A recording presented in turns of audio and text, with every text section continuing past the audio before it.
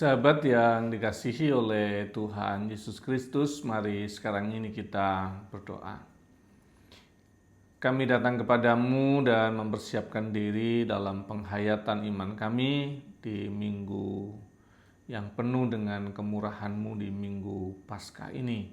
Sertai dan berkatilah kami. Terima kasih Tuhan Yesus. Amin.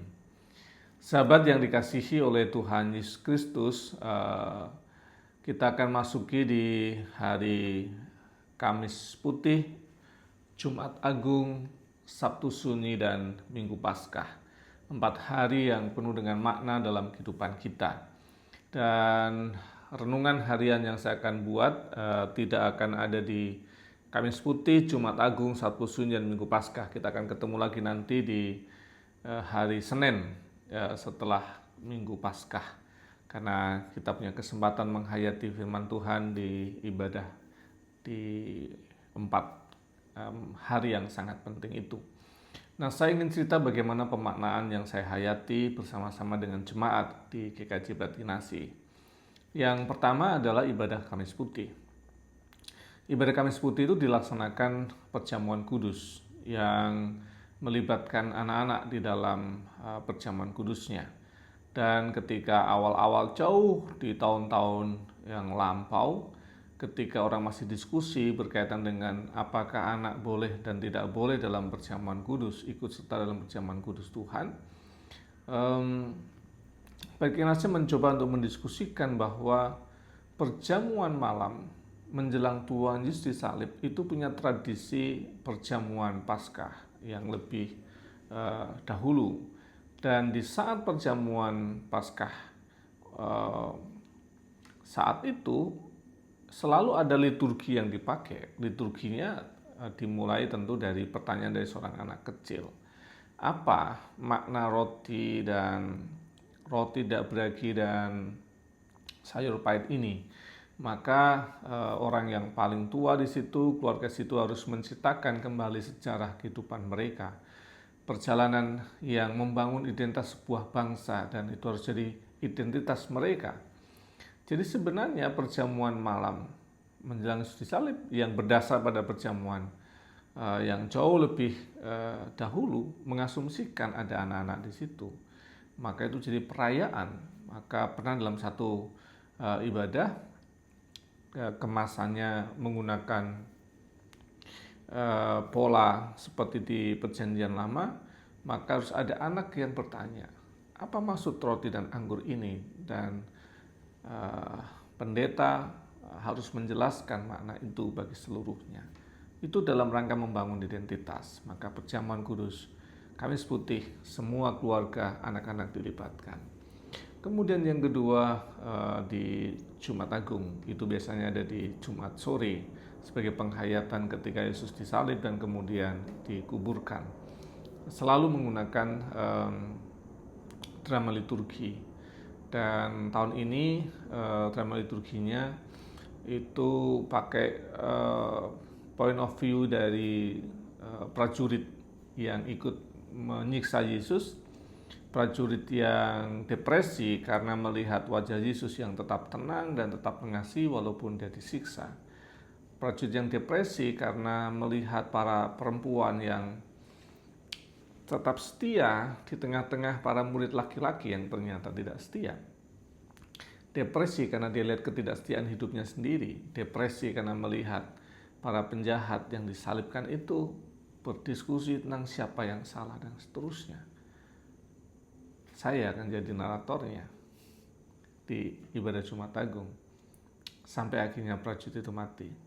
Tapi matinya sebagai penjahat yang menerima Kristus dalam hidupnya. Sabtu Sunyi, dalam kesunyian kita belajar, tidak ada tempat yang sunyi, karena kita tahu dimanapun tempat dan suasana itu, Dia ada bersama dengan kita. Tuhan ada bersama dengan kita. Sesunyi apapun hati kita, Dia ada di situ. Seperih apapun hidup kita, Tuhan ada di situ. Di Minggu Paskah selalu dilakukan 2 kali. Pagi jam 5 dan jam 5 sore. dan memang punya nas yang berbeda, teks yang berbeda. Tapi yang menarik sebagai penghayatan yang luar biasa adalah ibadah Paskah subuh, mengingatkan bagaimana para perempuan yang tetap mencintai Yesus ketika mereka dalam pikiran mereka Yesus itu sudah mati. Cintanya tidak berubah walaupun dia tidak ada. Dan mereka yang memberanikan diri pergi ke makam untuk berjumpa dengan Yesus.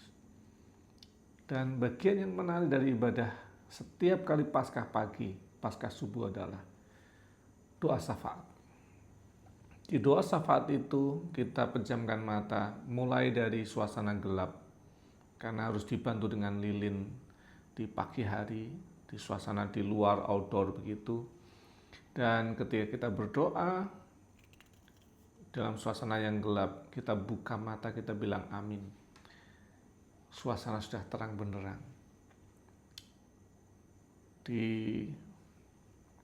Dibantu dengan suasana burung berkicauan di beberapa pohon yang ada di lingkungan sekitar gereja, sangat menolong sekali untuk menghayati. Ada kehidupan, ada harapan, ada terang setelah gelap yang panjang. Senantiasa ada kemurahan Tuhan dalam setiap perjuangan yang kita jalani, dalam keputusasaan hidup, dalam berbagai macam situasi gelap hidup kita. Itu semua adalah rangkaian Kamis Putih, Jumat Agung, Sabtu Sunyi, dan Minggu Paskah. Semoga kita boleh menghayatinya, dan mari kita hayati bersama-sama dimanapun setiap sahabat berada, di jemaat, di komunitas, dimanapun. Dan juga panggilan, mari kita beribadah bersama-sama dengan jemaat Tuhan di GKJ Batu-Kinasih.